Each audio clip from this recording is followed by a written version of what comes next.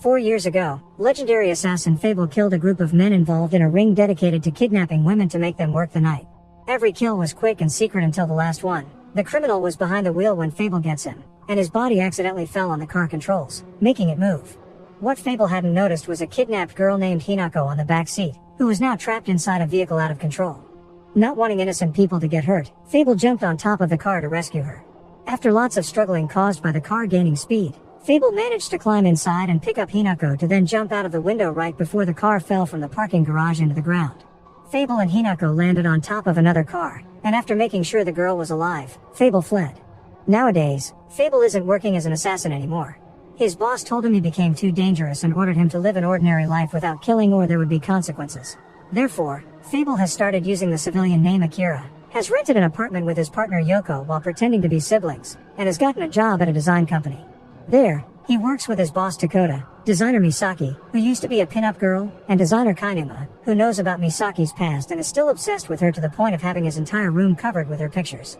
None of Fable's co-workers know anything about his real identity. Meanwhile, Hinako is in a wheelchair because of the fall 4 years ago, and after her parents' death, she was taken under the care of Yutsubo, the president of a non-profit organization. In front of the public, Yutsubo presents himself as a sweet guy that cares for people with special needs, especially children. But when he's alone with Hinako, he takes advantage of her. He also scams parents by framing their kids as criminals and asking for money to send these bad guys to rehabilitation centers in other countries, when actually he kills them and buries them in the forest using an excavator. Yutsubo has two guys working for him, expert assassin Suzuki, and scammer Asaki, who Suzuki thinks isn't trustworthy but deals with him anyway because Yutsubo thinks he may have important information since Asaki used to work for Fable's agency. It turns out Yutsubo was the real boss behind the illegal ring Fable went against 4 years ago, and now he wants revenge. One afternoon, Hinako goes to the local park to use the monkey bars, hoping that some exercise can help her walk again. She starts at the highest bar, which causes her to immediately fall, and this is seen by Fable, who is passing by. He tells Hinako that it is indeed possible for her to walk again. It'll just take lots of time and training, but Hinako thinks he's just a random creep and leaves. Later, when he returns home, Fable asks Yoko to remind him of the details behind his mission 4 years ago, which immediately confirms his suspicions. The girl from the park is the same girl he saved that day, and now he's feeling guilty about her disability. The next day, Fable returns to the park to watch Hinako falling at the bars again and advises her to start at the lowest bar. However, Hinako still considers him a peeping creep and returns home, where she rants about the weirdo in the park to Suzuki, who promises to take care of this weirdo. In the meantime, Yutsubo and Asaki have decided their next scam victim will be Kainuma, and their plan consists in using his obsession with Misaki. They show up at Misaki's and pretend to be investigators that specialize in finding bugs and hidden cameras, telling her they're here to check her apartment when they're actually going to install those cameras. Sometime later, Fable goes to the park again, but instead of Hinako he finds Suzuki, who hits Fable and asks him to leave Hinako alone. When Fable returns to the office, Takota gives him a new task to do. They've designed some flyers for a non-profit organization and Fable must deliver the final product. This is how Fable ends up at Yutsubo's place, and when Hinako recognizes him, Yutsubo invites Fable to come in after making sure to hide his computer with all of Misaki's hidden camera recordings. Yutsubo is touched to hear Fable cares about helping Hinako walk again and looks forward to working with him in the future, while Hinako still considers him a creep. But when Fable shows how socially awkward he is, Hinako warms up to him. Afterward, Fable goes home and tells Yoko he's met Yutsubo, who he was supposed to kill 4 years ago together with the others, but his boss canceled him at the last minute. He wonders if he should kill him now, but Yoko reminds him they aren't supposed to be doing that anymore. The following day, Hinako returns to the park and uses the lowest bar like Fable told her to. This allows her to stand up without falling. She's incredibly proud of herself, but unfortunately, Fable isn't there to see her, or so she thinks. Fable is actually hiding behind a tree, not wanting to be seen as a creep anymore. Meanwhile, Yutsubo pretends to be a detective while Asaki plays the role of Misaki's agent to carry out the next part of their plan, unaware that Hinako has come back from the park and is listening in the hallway. They've invited Kainuma and his mother over to accuse the guy of having installed cameras in Misaki's apartment, presenting the recordings they've made as proof. Kainuma denies everything, but his mother knows him well and believes it, so she's willing to pay money to settle the matter without a scandal in court. Later in the evening, Kainuma uses a knife to destroy his pictures of Misaki, swearing revenge because he thinks she framed him. The next day at the office, Kainuma can't stop himself from losing control at the mere sight of Misaki and attacks her, but fortunately Fable is there to quickly knock him out. Not to worry Misaki, Fable pretends Kainuma was going after him, and while they talk, Kainuma wakes up and escapes. When Fable tries to follow him, he finds Suzuki taking Kainuma away in a van. Suzuki warns Yutsubo that he was seen by Fable, so Yutsubo tells him to take care of him. which is heard by Hinako through the door. Moments later, Suzuki hands the van with Kainuma to Asaki so he can go looking for Fable, who is already waiting for him. Fable gives Suzuki 24 hours to bring Kainuma back if he doesn't want consequences. Then he goes away, leaving Suzuki wondering who this guy actually is. Afterward, Suzuki calls Asaki to make him force Kainuma to give him Fable's address. Then, Asaki stops the van in order to relieve himself, giving Kainuma the chance to escape. When Asaki returns to the van, he's shocked to see his prisoner is missing and starts the vehicle to go looking for him. But it turns out Kainuma had been behind the van, and now Asaki has run over him, instantly killing him. Meanwhile, Suzuki goes to Fable's apartment, which he recognizes as belonging to a secret agency. This finally makes him realize who this Akira guy really is, but when he gets inside and tries to threaten Yoko into confirming his theory, he doesn't realize she isn't a civilian and puts his guard down.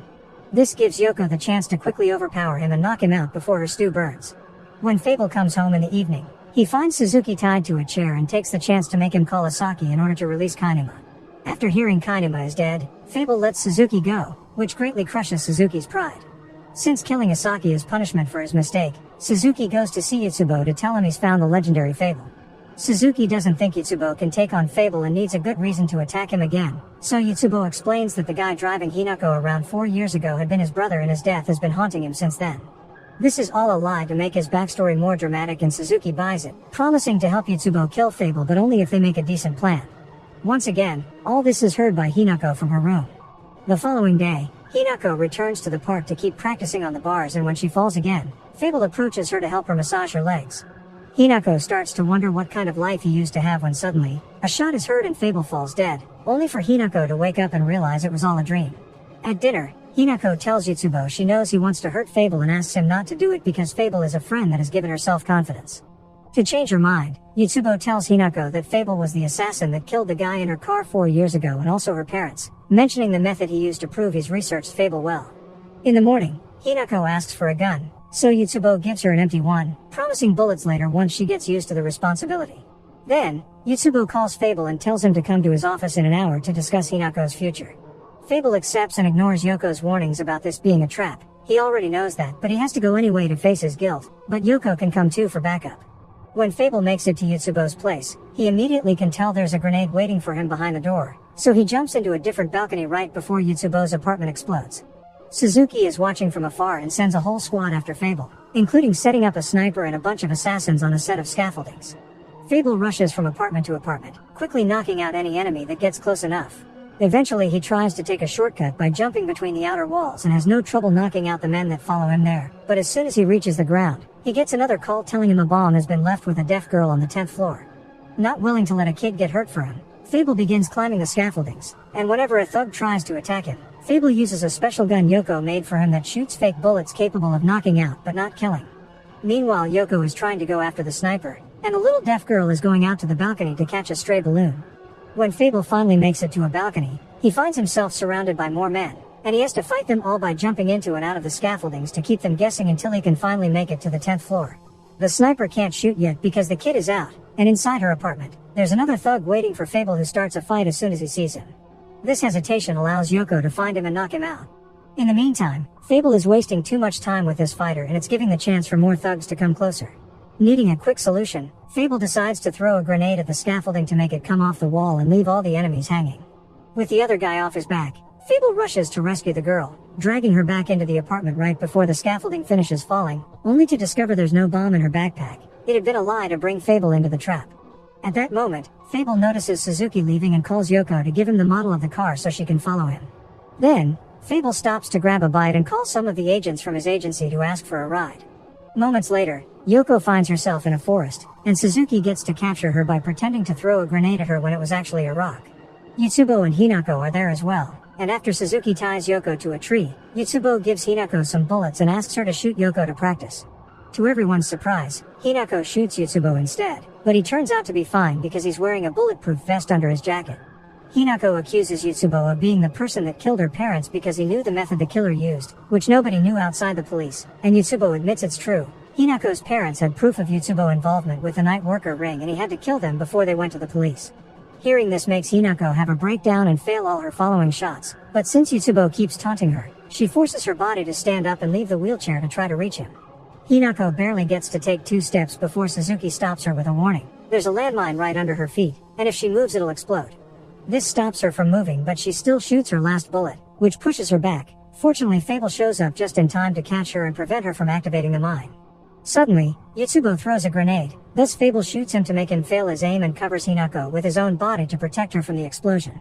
Then, he asks Suzuki for help, because he knows he's an assassin with certain limits like him. Suzuki accepts, and after freeing Yoko so she can keep an eye on Yotsubo, he drives the excavator to cover the area with a landmine. This allows Fable to quickly pull Hinako away, and the two of them get pushed back without getting hurt, thanks to the excavator bucket containing the explosion.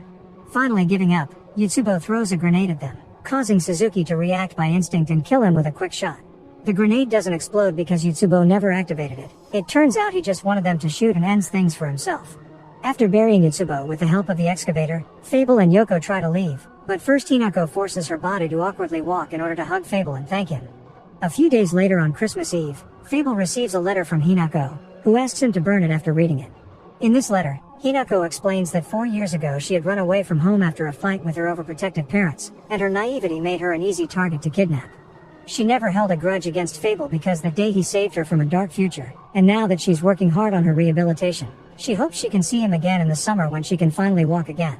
As Fable burns the letter, he hopes he can see her again as well. Make sure to subscribe and turn on notifications so you can watch more videos like this. Thanks for watching.